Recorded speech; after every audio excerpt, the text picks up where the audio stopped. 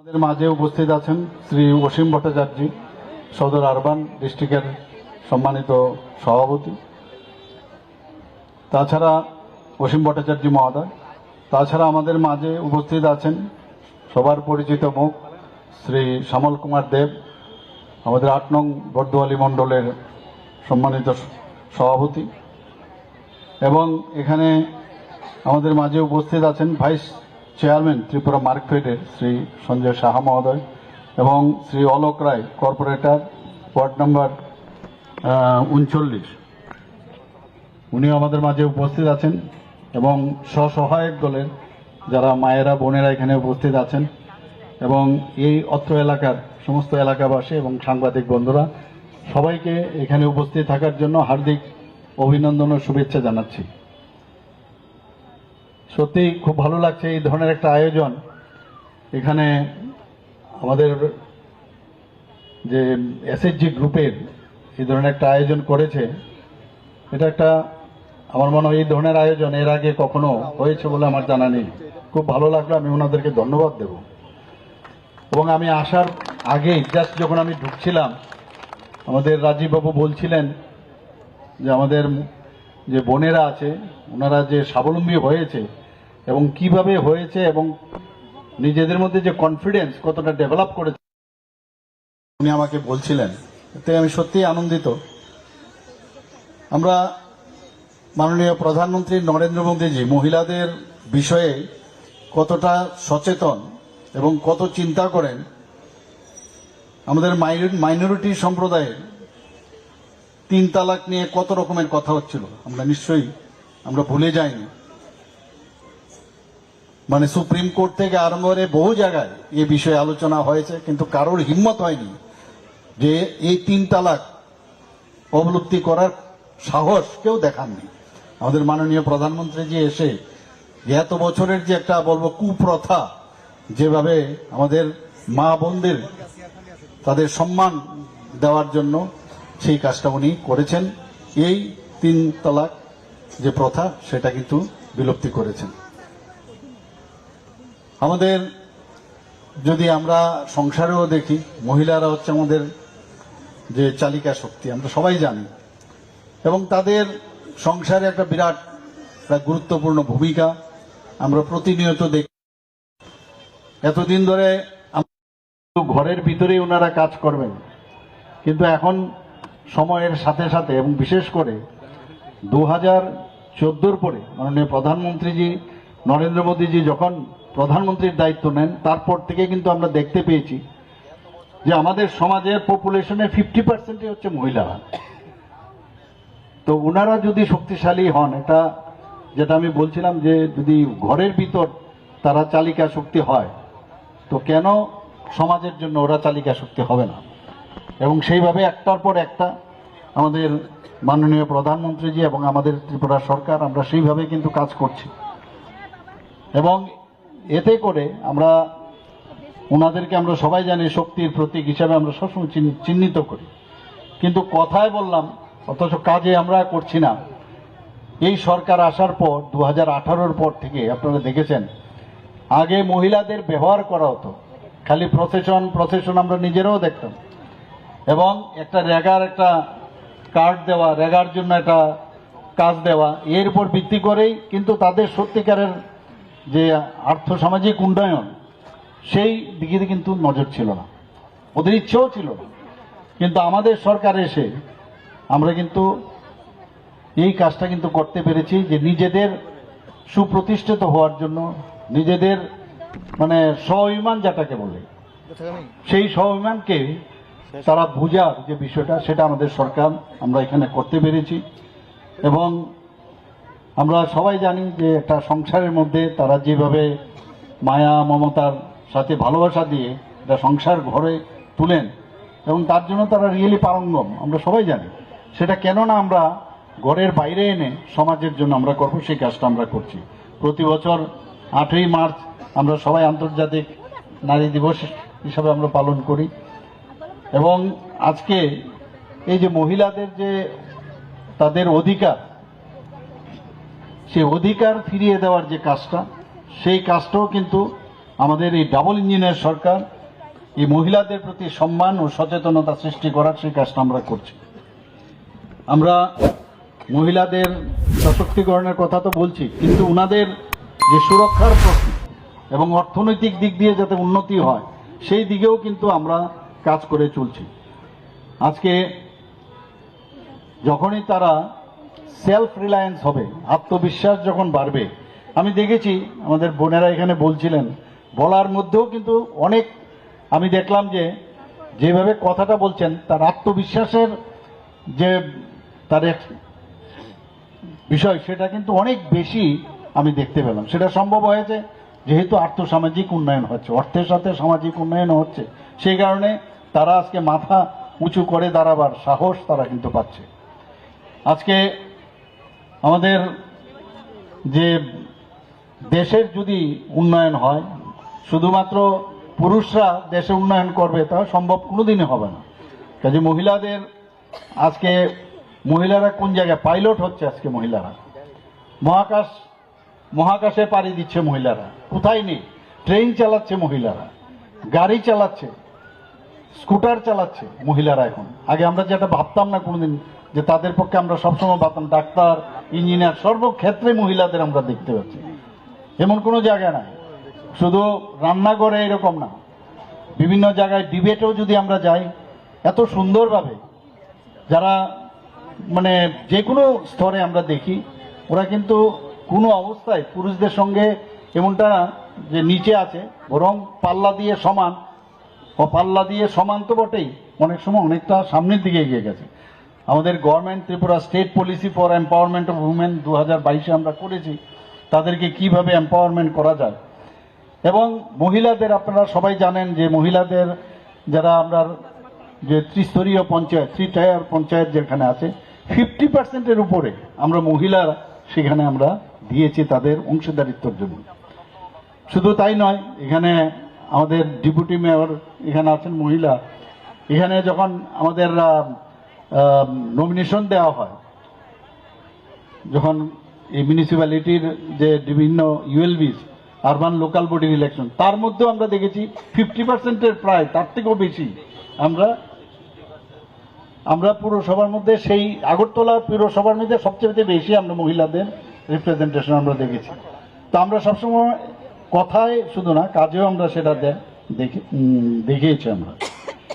আমাদের আজকে যে কোনো জায়গায় আমাদের প্রোগ্রাম হোক, সব জায়গার মধ্যে আমরা দেখি, আমাদের পার্টিরই হোক বা যে কোনো জায়গায় এসএইচজি গ্রুপে মহিলারা স্বতঃস্ফূর্তভাবে এসে জয়েন করে, কারোর উপর কারোর প্রেশার নেই যে আজকে প্রোগ্রাম হচ্ছে আমরা নিশ্চয়ই যাব। আমার কথাগুলো আমি এখানে জানান দেব এবং আমি কি বলছে সেগুলো আমি শুনবার জন্য যাব। আগে জবরদস্তি যদি না যাও, আজকে যদি প্রসেশনে তুমি না যাও, তাহলে রেগার কার্ড পাবে না, কালকে কিন্তু কাজ পাবে না। এই ধরনের আমরা একটা অস্থির পরিবেশ আমরা আগে দেখতাম। এবং তারও সেই রেগার কথা যদি বলি, একজন বসে থাকতো, আমরা যখন দেখতাম সেখানে অর্ধেক টাকা তো নিজেই পকেটে ঢুকিয়ে দিত। এখন সেই সুবিধা নেই। এখন মাননীয় প্রধানমন্ত্রী যে এমন এক কাজ করেছেন, মিডলম্যানের কোনো সম্পর্ক নেই, সোজা ডাইরেক্ট ডিবিটির মাধ্যমে তার অ্যাকাউন্টে চলে যায় সর্বক্ষেত্রে। তো এই যে ট্রান্সপারেন্সির বিষয় এখন চলে এসছে, সেটা একমাত্র সম্ভব হয়েছে আমাদের যে গভর্নমেন্ট, আমাদের মাননীয় প্রধানমন্ত্রীজির কারণে সেটা সম্ভব হয়েছে। আমাদের রাজীববাবু বলেছেন এখানে 33% রিজার্ভেশন মহিলাদের জন্য সরকারি চাকরির ক্ষেত্রে কথাটা বলেছেন। আমরা কিন্তু এর আগেই বিল আসার আগে ত্রিপুরাতে কিন্তু অলরেডি আমরা 33% রিজার্ভেশনের আমরা ঘোষণা দিয়ে দিয়েছি, আপনারা সবাই জানেন। এখানে আমাদের যশস্বী গৃহমন্ত্রীজি যখন এসেছিলেন, ওনার মাধ্যমে সেটা ডিক্লারেশন হয়েছিল।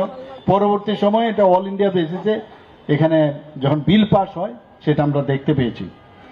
টিএসআর বাহিনীতে মহিলারা কাজ করবে কোনোদিন ভাবিনি। আমি নিজেও ওদের প্যারেডে আমি গিয়েছিলাম, 137 মহিলা সেখানে। তখন আমাদের পার্সেন্টেজ তখন কম ছিল, এখন তো আমরা 33%, তখন অ্যাবাউট 10% ছিল। সেই জায়গায় 137 ওনারা যখন জয়েন করার পরে, ট্রেনিং নেওয়ার পরে ওরা প্যারেডে আমি গিয়েছিলাম, সে 137 জন টিএসআর বাহিনীতে কাজ করছে। এবং আমি নিজেও দেখেছি এদের যে প্যারেড বা এদের যে মুভমেন্ট পুরুষদের থেকেও অনেক বেটার। এবং আসাম রাইফেলসে শুধু না, অন্যান্য বহু জায়গার মধ্যে ওদের যে নৈপুণ্য, যে কারণে তাদেরকে সেখানে তাদের অ্যাওয়ার্ডও দেওয়া হয়েছে। আমরা চাই যে আমাদের মহিলারা আগামী দিন গুণগত শিক্ষা পাক।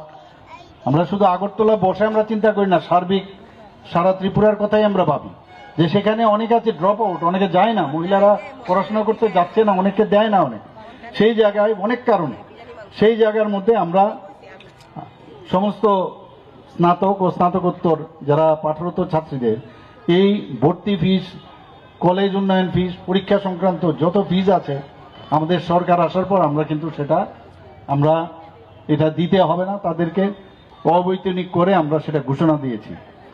গন্ডা তুইসা একটা সরকারি যে ডিগ্রি কলেজ আছে সেখানে রিসেন্টলি আমরা 50 আসন বিশিষ্ট ছাত্রী আবাস নির্মাণ আমরা সেখানে করেছি। সাইকেল টু গার্লস স্টুডেন্টস এই যে প্রকল্পটা আজকে চলছে, আমরা যখন গ্রামে গঞ্জে বেশি যাই তো বেশি দেখি আমরা, এবং শহরের থেকেও বাইরে আমরা গেলে আরো বেশি দেখি যে আমাদের এই সরকার আসার পর মানুষের, মহিলাদের মধ্যে আত্মবিশ্বাস এবং এটা মানে সমাজের যে পরিবর্তন, সেটা কিন্তু সমাজ পরিবর্তনের কথা আমরা বলি, সেটা আমরা দেখতে পাই। এবং বহু জায়গার মধ্যে আমাদের যারা মিনিস্টাররা আছেন এই সাইকেল আমরা যারা মেয়েরা আছেন তাদের মধ্যে আমরা দিয়েছি। মুখ্যমন্ত্রী কন্যা আত্মনির্ভর যোজনা আপনারা নিশ্চয়ই শুনেছেন, এর মধ্যে আমরা স্কুটি দেওয়া ব্যবস্থা করেছি, সেই কাজটাও আমরা করেছি। এবং এখানে ওয়ান স্টপ সেন্টার, যাতে মহিলাদের নিরাপত্তা আরো বেটার হয় সেই ব্যবস্থা আমরা ওয়ান স্টপ সেন্টার আমরা গঠন করেছি। আমাদের যে যাতে আধিকারিকরা ইমিডিয়েটলি মহিলাদের উপর যদি কোনো ধরনের কোনো নির্যাতনের ঘটনা আসে, সে আধিকারিকদের নিযুক্তি আমরা দিয়েছি। আপনারা শুনে খুশি হবেন যে আমাদের 8টা ডিস্ট্রিক্ট আছে, সেই 8টা ডিস্ট্রিক্টের মধ্যে ওয়েস্ট ডিস্ট্রিক্টের 2টো এবং বাকি সবকটা ডিস্ট্রিক্টে মহিলা থানা আমরা করেছি। এবং সেই মহিলা থানাগুলোতে সব মহিলা দ্বারা পরিচিত। অনেক সময় আছে মহিলারা গিয়ে বুঝতে পারে না যে পুরুষদের কাছে অনেক কথা বলতে পারে না, সেখানে মহিলা থানা আমরা করেছি এবং মহিলার দ্বারা পুরো পরিচিত। শুধু তাই নয়, আমরা প্রতিটা থানার মধ্যে হেল্পলাইন আমরা চালু করেছি 24x7, 24 ঘন্টা সেটা চলে। তো সেটাও আমাদের মহিলাদের সুরক্ষার কারণে আমরা করেছি। মুখ্যমন্ত্রী মাতৃপুষ্টি প্রকল্প আমরা চালু করেছি, কারণ যারা মা ও প্রেগনেন্ট লেডি আছে বা বাচ্চা যাদের হয়েছে তাদের যাতে সুস্থ থাকে এবং যাতে ভালোভাবে খাওয়ার পায়, সেই মুখ্যমন্ত্রী মাতৃপুষ্টি যে প্রকল্প সেটা আমরা চালু করেছি। দীনদয়াল অন্তোদয় যোজনা, ন্যাশনাল যে রুরাল লাইভলিহুড মিশন, সেখানেও আমরা যে আর্থসামাজিক উন্নয়ন, সেই গ্রামীণ মহিলাদের মধ্যে আমি যেটা বলছিলাম সেটা আমরা সেই কাজটা আমরা এখানে করছি। 8 জন ডেপুটি কালেক্টরকে ডিস্ট্রিক্ট ডাউরি প্রহিবিশন অফিসার এবং মহকুমা শাসকদের ডাউরি প্রহিবিশন অফিসার পদে আমরা নিয়োগ করেছি। আমরা জানি যে যদিও আমাদের ত্রিপুরাতে অনেকটা কম, কিন্তু আমরা কেন সেই রিস্ক নেব, যাতে করে যে ডাউরি নিয়ে কোনো মহিলাদের যাতে কোনো সমস্যা না হয়, তাদের মধ্যে কোনো ডিপ্রেশন না আসে, এর জন্য আমরা এই যে ডেপুটি কালেক্টর এবং মহকুমা শাসকদের নিয়ে এই ধরনের অফিসার আমরা নিয়োগ করেছি, যাতে পণ প্রথা সংক্রান্ত যে অনেক সময় সমস্যা হয় সেই বিষয়গুলো তারা অ্যাড্রেস করতে পারে। শুধু তাই নয়, এই ধরনের বিবাহ সংক্রান্ত ফ্যামিলিতে পারিবারিক সমস্যার কারণে আমরা 6টি ফ্যামিলি কোর্ট আমরা করেছি এবং দ্রুততার সাথে এই ফ্যামিলি কোর্টগুলো কিন্তু কাজও করছে, যাতে তাড়াতাড়ি এই কেসগুলো তার একটা রেজাল্ট দেখানো যায়, সেই কাজটা ওনারা করছেন।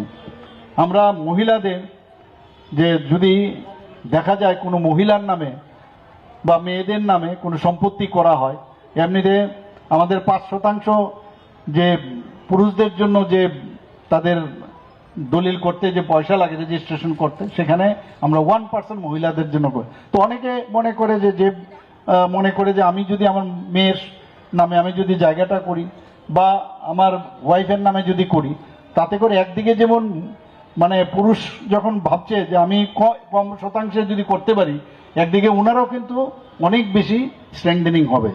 তো সেই বিষয়টা আমরা এখানে করেছি। পিঙ্ক টয়লেটের কথা আমরা বিধানসভার মধ্যে আমরা বলেছি যে অনেক সময় রাস্তার মধ্যে আমরা দেখি অনেক পাবলিক টয়লেট আছে, কিন্তু সেখানে সবার জন্য। আমি মাননীয় মেয়র সাহেবকে বলবো যে এই বিষয়টা দেখার জন্য পিঙ্ক টয়লেটের অলরেডি কাজ আরম্ভ করে দিয়েছে বলছে, আমরা নিশ্চয়ই সেটারও ইনোগ্রেশন আমরা করবো। এটা তো দূর থেকে দেখলে এটা একটা আইডেন্টিফাই করা যাবে যে এই টয়লেট অনলি ফর ছোট বাচ্চা এবং মহিলাদের জন্য, সেখানে শুধু তারাই যাবে। তো সেই পিঙ্ক টয়লেটের আমরা নাম দিয়েছি পিঙ্ক টয়লেট, কিন্তু সেটা দূর থেকেই ডিফারেন্ট অন্যান্য টয়লেট থেকে বোঝা যাবে, সেই কাজটা করবে। আমরা আজকে ত্রিপুরা গ্রামীণ আজীবিকা মিশন TRLM এর মাধ্যমে বর্তমানে প্রায় 52,460টি স্বসহায়ক দল রয়েছে, এবং মানে যার মোট সদস্য সংখ্যা প্রায় 4 লক্ষর উপরে, অর্থাৎ 4.73 লাখ।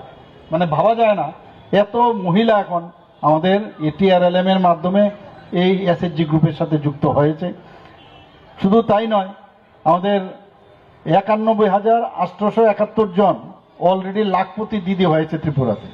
মানে ভাবা যায় কোনোদিন যে আমাদের লাখপতি, মাননীয় প্রধানমন্ত্রী লাখপতি দিদির কথা বলেন, সেই 51,871 জন লাখপতি দিদি হয়েছে, এবং তাদের ফান্ড কত দেওয়া হয়েছে?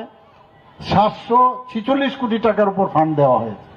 মানে কোনোদিন চিন্তা করা যায় না, যেটা 2017-18 অর্থ বছরে 32.67 কোটি টাকা দেওয়া হয়েছে, মানে 32 কোটি উপরে দেওয়া হয়েছিল। আর সেই জায়গায় আমরা 714 কোটি টাকা আমরা অলরেডি দিয়ে দিয়েছি। সেখানে আমরা ব্যাংক লোনের ব্যবস্থা করেছি, যেটা 17-18 সময় 4.95 কোটি টাকা দেওয়া হয়েছে, অথচ 18-র পরে আমরা এখন 1,465 কোটি টাকা দিয়েছি। এগুলো আমাদের চিন্তা করতে হবে যে আমরা কি করছি আমাদের মহিলাদের জন্য, আমাদের মেয়েদের জন্য।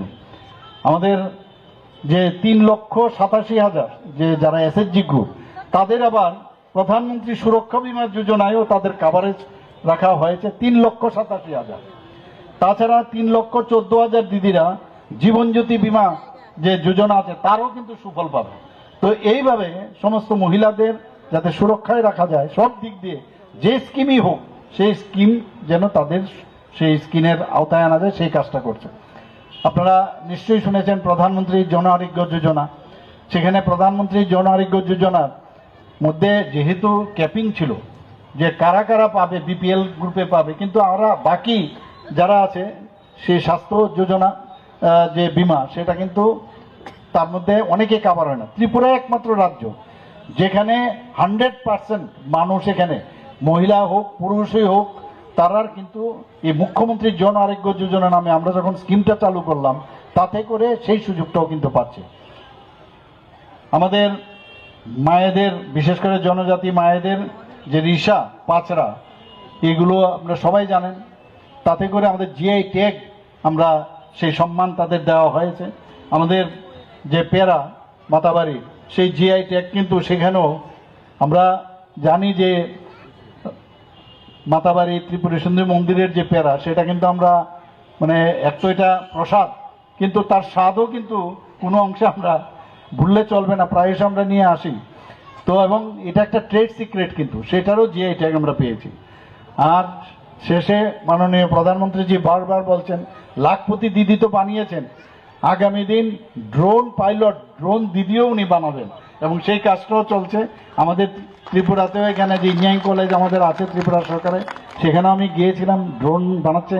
তো সেখানে আমি বলেছিলাম আপনারা আমাদের দিদিদের এনে ট্রেনিং আপনারা নিশ্চয়ই দেবেন। তো সেইভাবে আমি এই কথাগুলো এই কারণে বললাম, আজকে 33 নম্বর ওয়ার্ডের মহিলা সশক্তিকরণের যে কমিটি, তারা এই ধরনের আয়োজন করেছেন বটে, কিন্তু এবং সুন্দর একটা স্লোগান দিয়েছেন, স্বাবলম্বী নারী স্বাবলম্বী ত্রিপুরা। আমরা বলি এক ত্রিপুরা শ্রেষ্ঠ ত্রিপুরা। এখানে নারীরা যদি স্বাবলম্বী না হয়, তাহলে ত্রিপুরাও স্বাবলম্বী হবে না। আমি নিশ্চিত যে আগামী দিন ত্রিপুরার চেহারা পাল্টাবে। ত্রিপুরা সাউথ ইস্ট এশিয়ার যে গেটওয়ে হতে চলছে। আপনারা বাংলাদেশে এখন কিছুটা সমস্যা আছে, কিন্তু এটা বেশি দিন নয়, কয়েকদিন পরে স্থিতিশীল অবস্থা আসতে বাধ্য। তখন দেখবেন আরো আমাদের যে ট্রেন লাইন যুক্ত হয়ে গেছে এখন আমাদের আখাউড়া রেলওয়ে স্টেশনে, সেখান থেকে খুব অল্প সময়ে আপনি কলকাতায় যেতে পারেন।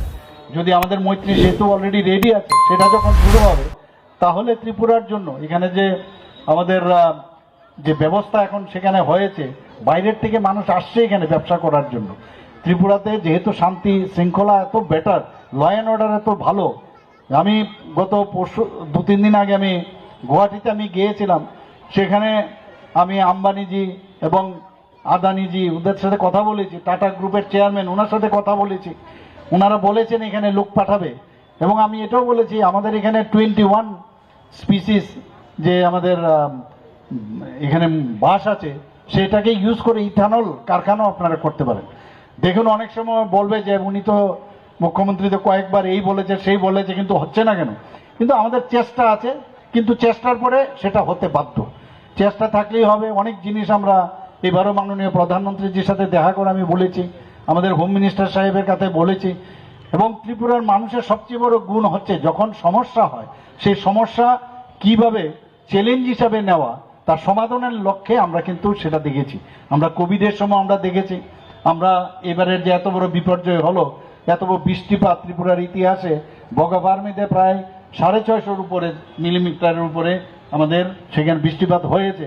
আমরা সবাই মিলে চেষ্টা করেছি, তবেই সম্ভব হয়েছে। এর জন্য বলছি ত্রিপুরার নাম এখন মানচিত্রে কিন্তু উজ্জ্বল একটা নক্ষত্রের মতো, আমি সেটা বলতে পারি।